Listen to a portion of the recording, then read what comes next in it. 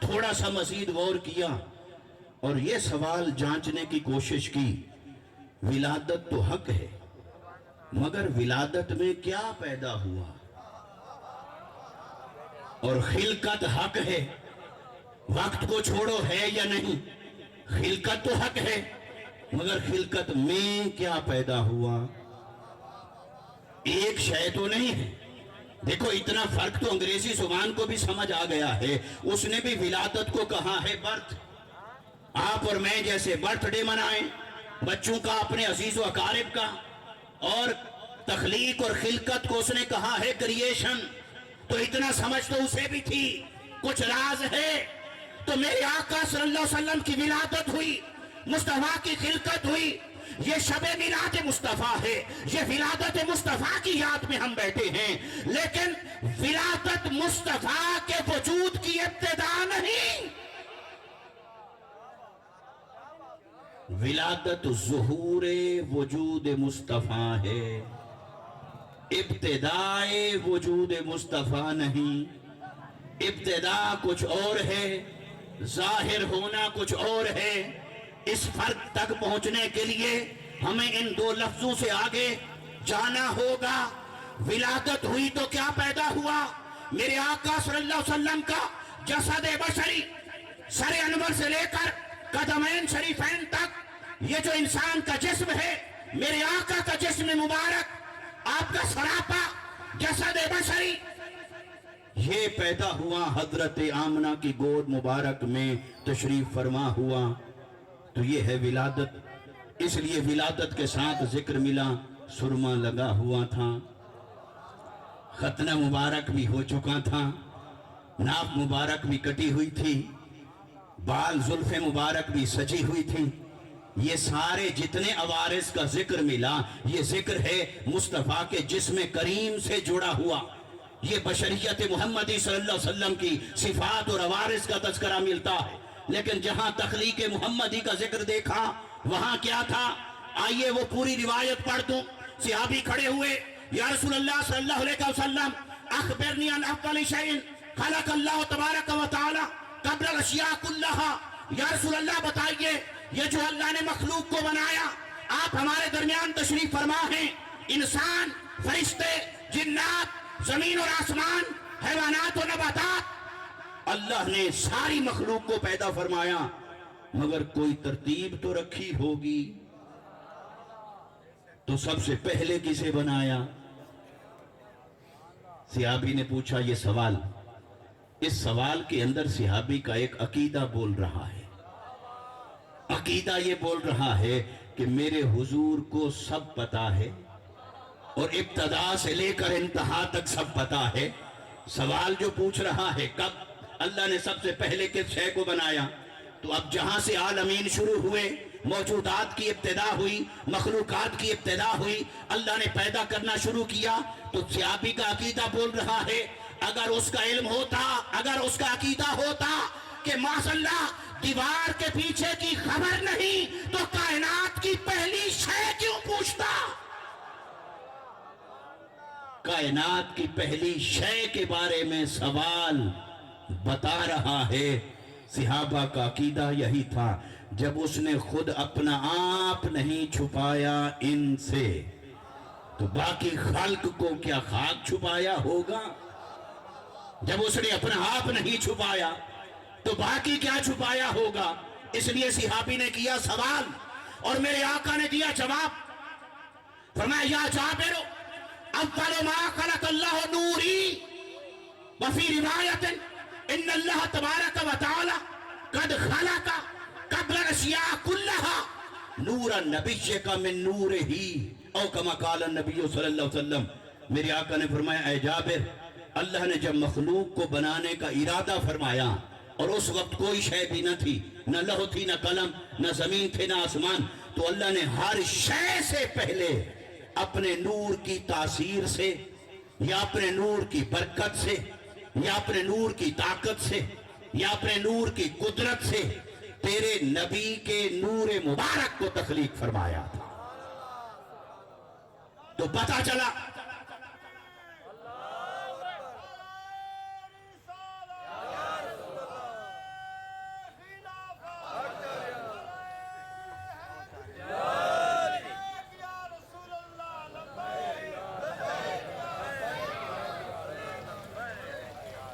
تو دوستو معلوم ہوا میرے آقا صلی اللہ علیہ وسلم کی ولادت ہوئی اور میرے آقا صلی اللہ علیہ وسلم کی تخلیق ہوئی. ولادت ہوئی جب دن رات مہینے زمانہ چل رہا تھا. تخلیق ہوئی جب کچھ بھی نہ تھا. اور ولادت ہوئی جسم مصطفیٰ کی. تخلیق ہوئی نور محمد مصطفیٰ کی. تو پتہ چلا میلاد کا تعلق ہے بشریت کے ساتھ. میلاد کا تعلق ہے بشریت کے ساتھ اور تخلیق کا تعلق ہے نورانیت کے ساتھ. گویا میلاد وہ دروازہ ہے جس سے بشریت مصطفیٰ ظاہر ہوئی اور خلقت وہ دروازہ ہے جس سے نور مصطفیٰ ظاہر ہوا. مگر دوستو تعجب ہے ان لوگوں کی ناسمجھی پر, ان کے عقیدے پر, جو بشریت کی بات آئے تو اصرار ہے. بشریت کی بات آئے تو اصرار ہے. ہر وقت کہیں گے بشر بشر بشر. کھاتے تھے پیتے تھے ثابت ہوا بشر. اٹھتے بیٹھتے تھے ثابت ہوا بشر. دندان مبارک شہید ہوئے زخمی ہوئے ثابت ہوا بشر. ازواج اولاد ثابت ہوا بشر. بھئی حضور کی بشریت کو یوں ان ذرائع سے ثابت نہ کرو. اور ہم تمہیں ایک محبت والا مشورہ دیتے ہیں, محبت والا مشورہ دیتے ہیں. تم سارے کام چھوڑو, تم حضور کا میلاد منایا کرو, حضور کا میلاد منایا کرو. بس یہ میلاد ہی سب کو بتاتا رہے گا جس کی ولادت ہوئی بشریت تو حق ہے, جن کی ولادت ہوئی تو جسد بشری تو حق ہے. تو اس لیے تم اس طرح سے بشریت ثابت کرنے کی جو کوشش کرتے ہو اس سے تو تمہارا بغض ظاہر ہوتا ہے. آؤ اس راستے کو چھوڑ دو, محبت کے راستے پر آ جاؤ. تم آج کے بعد حضور کی بشریت کا چرچا کرنے کی بجائے میلاد مصطفیٰ کا چرچا کرو. یہ میلاد ہی بتاتا رہے گا لم یلد ولم یولد. جس کی ولادت نہیں وہ خدا ہے, جن کی ولادت ہوئی وہ مصطفیٰ. جو لوگ یہ سمجھتے ہیں کہ ماشاءاللہ میلاد منانا شرک ہے, اس سے بڑی جہالت تو کوئی نہیں ہو سکتی. کیونکہ کیا حضور کی ولادت نہیں ہوئی اور ماشاءاللہ ولادت اللہ کی ہوتی ہے؟ شرک تو کسی شے کو تب کہیں گے جب وہ پہلے خدا کے لیے ثابت ہو. تو کیا ولادت خدا کی ہے اور ہوئی؟ اس نے تو سورہ اخلاص کے اندر اور کچھ پڑھایا نہیں پڑھایا, یہ ضرور پڑھایا. فرمایا لم یلد ولم یولد. میری ولادت نہیں, میں ولادت سے پاک, اولاد سے پاک, ماں باپ سے پاک, حسب و نسب سے پاک. اس لیے میلاد مصطفیٰ در حقیقت ہر سال توحید کا جھنڈا بلند کرتا ہے. یہ میلاد کی جھنڈیاں یہ توحید کی جھنڈیاں ہیں. یہ میلاد کا چراغاں یہ توحید کا چراغاں ہے. یہ میلاد کا جلوس یہ توحید کا جلوس ہے. ہم میلاد مصطفیٰ منا کر ولادت مصطفیٰ کا تذکرہ کر کے عقیدہ توحید کا اعلان و اظہار کر رہے ہوتے ہیں کہ دوستو سنو, بعد از خدا بزرگ دوئی قصہ مختصر, مگر ہم مصطفیٰ کو خدا نہیں سمجھتے. خدا سمجھتے ہوتے تو میلاد نہ مناتے. خدا وہ ہے جس کی ولادت نہیں, مصطفیٰ وہ ہے جن کی ولادت ہوئی. پھر کئی لوگوں کے ذہنوں میں ایک اور سوال بھی آتا ہے, بھئی پہلے تو ایسا نہیں ہوتا تھا. بھئی پہلے تم بھی نہیں ہوتے تھے, تو جب تم جیسے ہو جاتے ہیں تو اللہ پھر ان جیسوں کو بھی بھیج دیتا ہے. تو پہلے ایسا نہیں ہوتا تھا.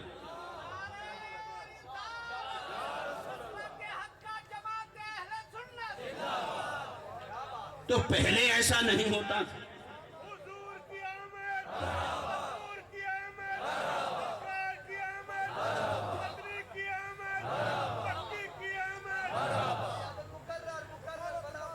محبت سلامت رہے. بھئی جو یہ سوال کرے کہ پہلے تو ایسا نہیں ہوتا تھا, اس کا ایک علمی جواب ہے، ایک الزامی جواب ہے۔ علمی جواب تو میں عرض کرتا ہوں، مگر سوال یہ ہے الزامی جواب کہ پہلے ایسا نہیں ہوتا تھا، اس لیے کہ پہلے تم بھی نہیں ہوتے تھے۔ جب پہلے تم نہیں تھے، میلاد مصطفیٰ پر اعتراض نہیں تھا، تو میلاد کی دھوم مچانے کی بھی کوئی خاص ضرورت نہیں تھی۔ تو جب تم نے طوفان اٹھایا تو تمہارا طوفان اٹھانا حق ہے، تو ان کا دھوم مچانا حق نہیں ہے۔ تو طوفان کے مقابلے میں تو دھوم مچے گی، اور یہ جو دھوم مچ رہی ہے اور مچائی جا رہی ہے، یہ آپ اور میں نہیں کر رہے، یہ کروانے والا کروا رہا ہے۔ میں اور آپ کہاں کہ ہم حضور کے ذکر کا جھنڈا اٹھائیں، وہ بات تو میں پہلے عرض کر چکا۔ وہ محبوب کی محبت کا جھنڈا خود پکڑاتا ہے۔ اٹھو، تو اس لیے ہو رہا ہے، اچھا ہو رہا ہے، ہوتا رہے گا، اور یہ جو ذکر بڑھ رہا ہے اور بڑھتا چلا جا رہا ہے، بڑھ رہا ہے اور بڑھتا چلا جا رہا ہے، یہ آپ اور میرا کوئی کمال نہیں، ہم نہیں بڑھا رہے، اللہ کا وعدہ ہے مصطفیٰ کے ساتھ۔ وَلَلْآخِرَةُ خَيْرٌ لَكَ مِنَ الْأُولَىٰ۔ حبیب میں نے تیری شان کو ایسا بنایا ہے کہ جو تیری شان کی پچھلی گھڑی ہوگی وہ نیچے کھڑی ہوگی، تیری شان کی اگلی گھڑی بلند تر ہوتی چلی جائے گی۔ گویا اس آیت مبارکہ کا مصداق یہ ہے، حبیب وقت گزرتا چلا جائے گا، تیری عظمت کا جھنڈا اور نکھرتا چلا جائے گا، تیری عظمتیں اور بلند ہوتی چلی جائیں گی۔ حبیب وقت گزرے گا، ہر ابہام کو دور کرتا جائے گا، ہر اشکال کو دفن کرتا جائے گا، تیرا جھنڈا سر بلند کرتا جائے گا۔ تو یہ رب کا وعدہ ہے، آپ اور میں تو صرف اس وعدے میں کام آ رہے ہیں۔ وعدہ اس کا ہے، آپ اور میں کام آ رہے ہیں۔ بھئی جیسے دیکھیں پیدا کرنے والا کون ہے؟ بولیے پیدا کرنے والا کون؟ پیدا کرنے والا کون؟ تو ماں اور باپ،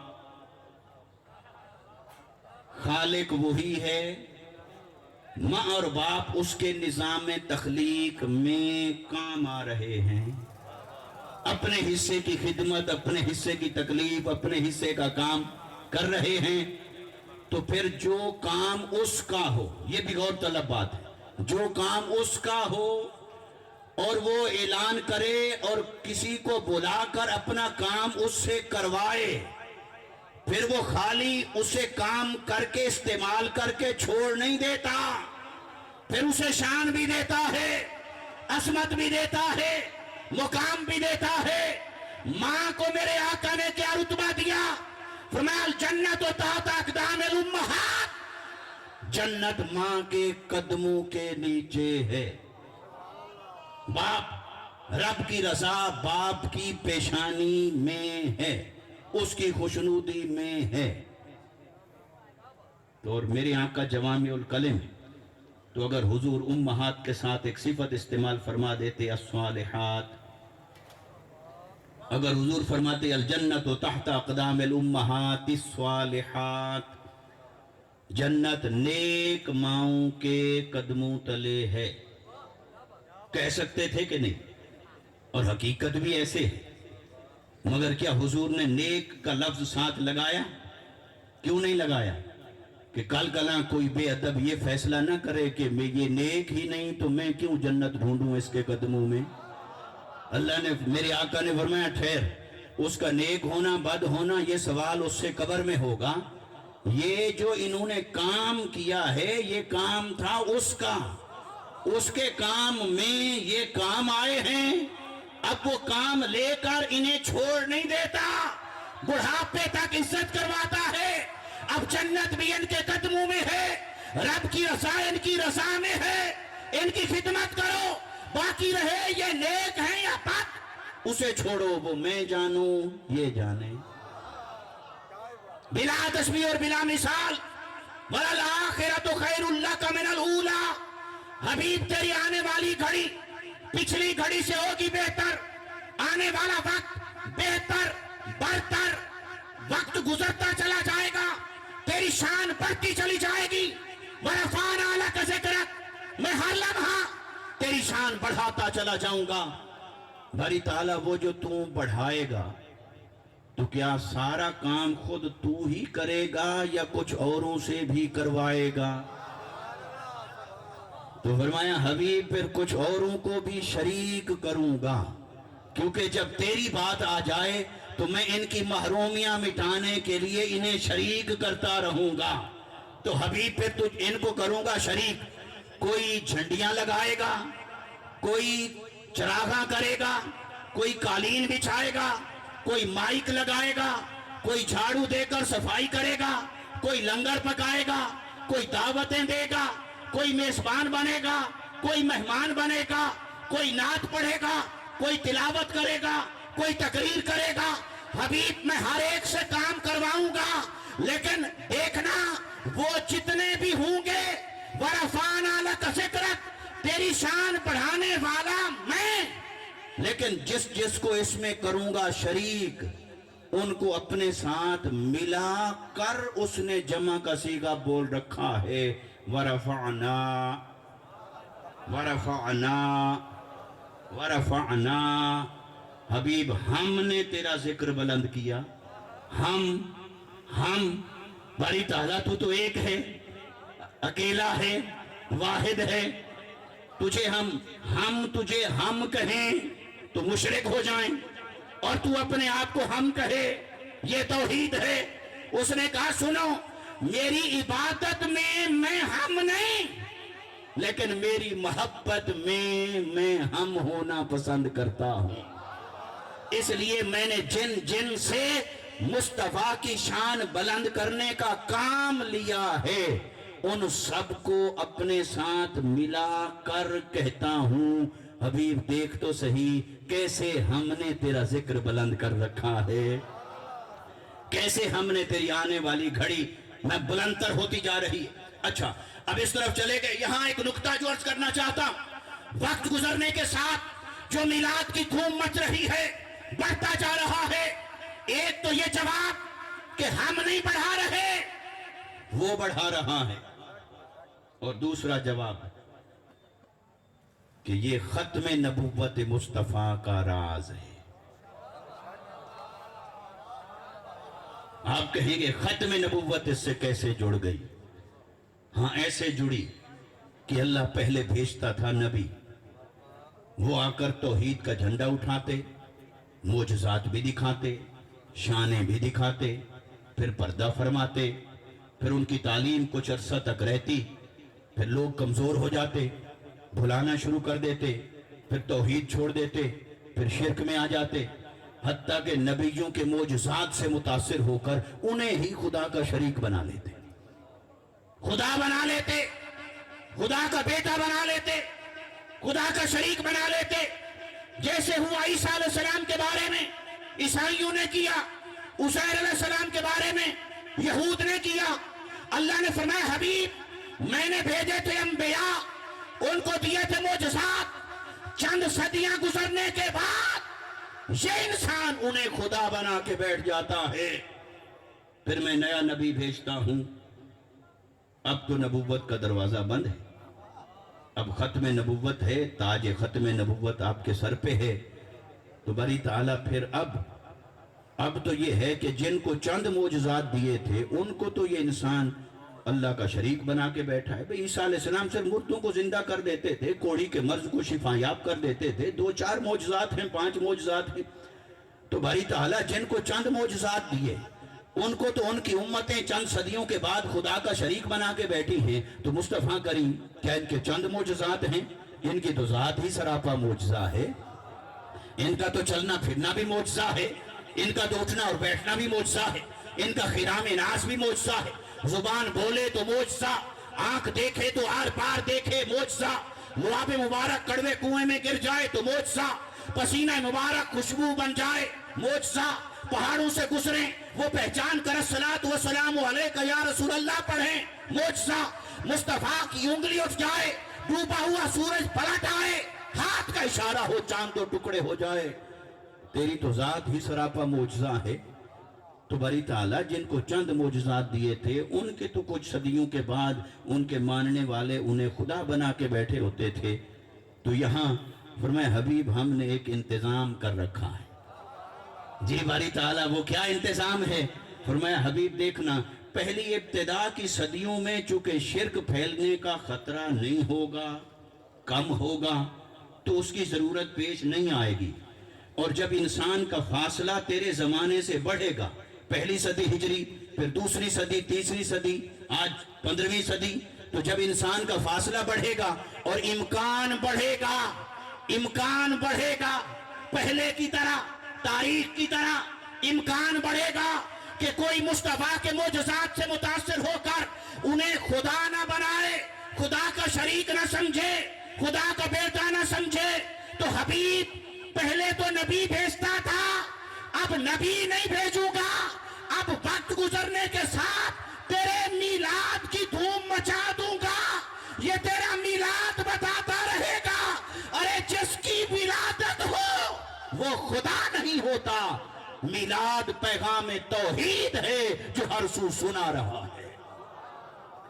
اس لیے دوستان محترم، وقت گزرنے کے ساتھ ساتھ مصطفیٰ کا میلاد بڑھ رہا ہے تاکہ بچے کو بچپن میں پتہ چل جائے مصطفیٰ پیدا ہوئے، مصطفیٰ پیدا ہوئے، مصطفیٰ پیدا ہوئے. سرما بھی لگا ہوا تھا، زلفیں بھی سجی ہوئی تھی، یہ شان تھی، یہ آن تھی. حلیمہ سعدیہ کے ہاں یوں وقت گزارا، ایسے دودھ مبارک پیا. تو یہ اس لیے ہے تاکہ ہر ایک کو یہ دل کی گہرائی میں یقین اترتا رہے مصطفیٰ پیدا ہوئے، مصطفیٰ پیدا ہوئے. یہی تو اعلان توحید ہے، یہی تو دین کی بقا ہے، یہی تو دین کی حفاظت ہے. اور ہم کہتے ہیں مصطفیٰ پیدا ہوئے اور کسی کو تکلیف ہونے لگ جائے. ہم کہتے ہیں مصطفیٰ پیدا ہوئے، حضرت حلیمہ سعدیہ نے دودھ پلایا اور کسی کو تکلیف ہو. ہم کہیں مصطفیٰ پیدا ہوئے، حلیمہ سعدیہ کی اونٹنی پر سوار ہوئے، اور کوئی کہے دکھاؤ کہاں لکھا ہے. بھئی لکھا ہوا تو بہت سی جگہوں پر ہے، آؤ وہ بھی دکھائیں گے. مگر پہلا جواب یہ ہے، اگر کوئی پوچھے کہاں لکھا ہے، پہلا جواب یہ دیا کرو کہ ہمارے نصیب میں لکھا ہے. پہلا جواب یہ ہے کہ ہمارے نصیب میں لکھا ہے، اس لیے ہم کر رہے ہیں. اور باقی رہا کتابوں میں کہاں لکھا ہے، تو حضرت حلیمہ سعدیہ کی اونٹنی کا ذکر کریں کہ مصطفیٰ سوار ہوئے تو کیسی طاقتور ہو کے چل پڑی، کیسے خوش ہو کے خرام ناز سے چل رہی تھی. اس کا انداز بیان کرنا تمہیں لگتا ہے وقت کا ضیاع ہے، تو ذرا قرآن سے تو پوچھئے. موسیٰ علیہ السلام کو بچپن میں آپ کی والدہ نے جس صندوق کے اندر بند کر دیا تھا، پھر اس صندوق کو دریا میں چلا دیا تھا. ارے رب تعالیٰ نے اس صندوق کی چال ڈھال کو بیان کیا. تو صندوق کی چال ڈھال بیان ہو تو سنت خدا ہے. تو مصطفیٰ کا حلیمہ کی اونٹنی پر سوار ہونا بیان ہو تو یہ بھی سنت خدا ہے. وہاں حضرت موسیٰ علیہ السلام کو دودھ پلانے کے لیے دائیاں آتی رہیں. ایک آئی، آپ نے نہیں پیا. دوسری آئی، نہیں پیا. تیسری آئی، نہیں پیا. پھر اللہ نے ایک کو بھیجا، تو جا کر ان کے گھر میں ان کے کان میں کہے ہاں ایک عورت ہے، کہو تو میں اس کو بلا لاؤں. تاکہ نبی کی جو ماں ہے ممتا کا بھی لحاظ رکھا، عزت کا بھی لحاظ رکھا. ممتا کی تسلی بھی ہو، عزت کے تقاضے بھی پورے نہ ہوں. خود نہ آئے، جاؤ لے کر آؤ، لے کر آؤ. پھر سارے گئے، لے کر آئے. پھر آپ نے دودھ پیا. ارے یہ سارا ذکر قرآن میں ہو تو سنت خدا ہوئی، اور مصطفیٰ کی رضاعت کے تذکرے ہوں میلاد میں تو پھر تمہیں بدعت لگتا ہے. حج کرنے جب آپ جاتے ہیں، عرفات سب سے بڑا رکن ہے، وہاں پہنچ گئے، بیٹھے. وہ کس کی سنت ہے؟ حضرت آدم کی. آدم و حوا علیہ السلام. پھر انہوں نے وہاں صبح فجر ہو گئی، نماز پڑھی. پھر مزدلفہ میں انہوں نے پہلی رات گزاری. تو مزدلفہ میں آپ ٹھہرتے ہیں، وہ بھی کس کی سنت ہوئی؟ حضرت آدم و حوا علیہ السلام. پھر آپ مینا میں آتے ہیں. پھر وہاں ٹھہرتے ہیں، بیٹھتے ہیں، قربانی کرتے ہیں، کنکریاں مارتے ہیں. یہ کس کی سنت ہوئی؟ حضرت ابراہیم، حضرت اسماعیل، حضرت حاجرہ. پھر صفا مروہ میں آ گئے، یہاں دوڑو. کس کی سنت ہوئی؟ حضرت حاجرہ. باری تعالیٰ یہ ابراہیم ہو، آدم ہو، حاجرہ ہو، حوا ہو، اسماعیل ہو، ان سب کی اداؤں کو ملا کر تو نے بنا دیا ہے حج. ان سب کی اداؤں کو تو نے ملا کر بنا دیا ہے. تو اس میں مصطفیٰ کا کیا رکھا ہے؟